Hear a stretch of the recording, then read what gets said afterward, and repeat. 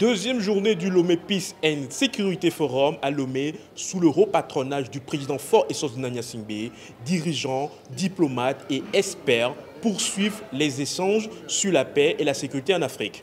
Au cœur des discussions, le panel des leaders sur le thème « L'Afrique face aux défis sécuritaires complexes », les intervenants ont insisté sur l'importance du dialogue entre États pour surmonter les tensions et bâtir une paix durable dans un contexte géopolitique en pleine mutation.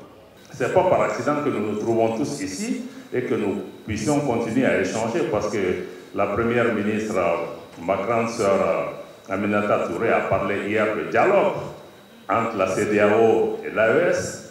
Mais nous avons toujours été pour le dialogue. Parce que quand on sait ce qu'on veut, on n'a pas peur de discuter. Mais les discussions ont aussi révélé de nouvelles menaces plus insidieuses, la désinformation et la guerre informationnelle qui déforment la réalité des faits et fragilisent la confiance entre population et institutions.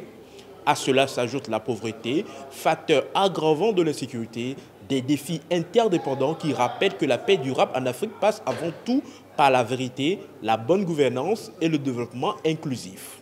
Mais aujourd'hui, le problème qui se pose, c'est que beaucoup de personnes restent chez eux, dans leur salon, et ils regardent la guerre informationnelle qui diffuse des informations erronées sur nos pays, et ils concluent que la situation est en train de s'aggraver.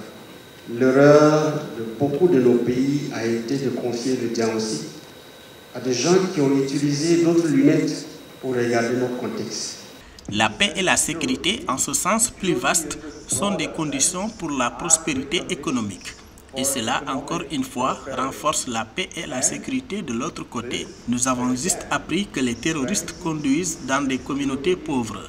Donc, il serait bien de réduire la vulnérabilité et de créer la prospérité pour garantir la paix et la sécurité pour l'avenir. De ces échanges ressort une conviction partagée. La paix en Afrique ne saurait être durable sans un développement inclusif, une gouvernance solide et une vigilance accrue face aux défis du monde moderne.